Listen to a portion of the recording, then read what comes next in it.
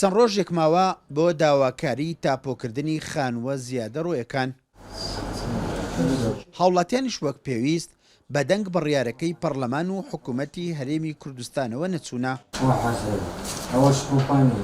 بە پێی یاسای ژمارە 7 ساڵی 2021 پەرلەمانی کوردستان تا ڕۆژی 9 ئەم مانگە هەر هاوڵاتیەک داواکاری تاپۆکردنی خانووەکەی پێشکەش بە شارەوانی سنوورەکەی نەکات مافی داواکاری و خاوەنداریەتی نامێنێت.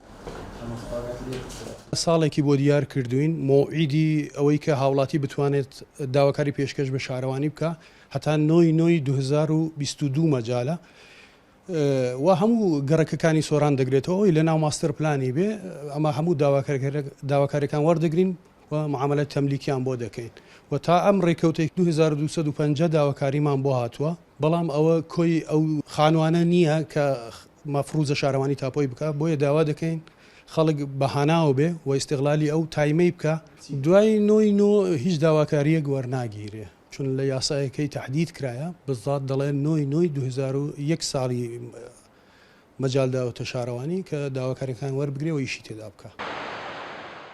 تەنها لە سنووری سۆران زیاتر لە 14,000 خانوو لە 16 گەڕەکی سۆران بە زیادەڕۆ هەژمار کراون.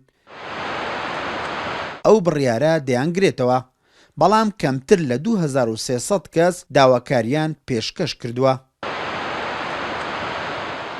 بڕیارەکە خوێندنەوەیەکی وردی بۆ نەکرا هەموو کەس وەکو یەک لەو بڕیارە سودمەند نابی هەم بڕی پارەکە زۆرە خەڵک ناتوانانی پابەندی ئەو بڕیارە بی هەم کاتەکەی ماوەی ئەو بڕیارە کەمە ڕەنگبی بەشێکی زۆری خەڵک ئاگاداری ئەو بڕیارە نەبوو. یانی کەسێککە چوت زەویەکەی دەست بەسەرداگرتووی کە مولکی گشتیە ینی فەرقی نیوان ئەو دوو کەسە نییە لەو پرۆژە یاسایەن لەم بابەتەکە کرایانی هەردووک وەکو یەک مامەڵەیان لەگەڵەکرێ تۆ زەویەکی خۆتە کەسێشکە زەوی حکوومەتی داگیر کردوە زەوی مولکی گشتیە کە داگیری کرد.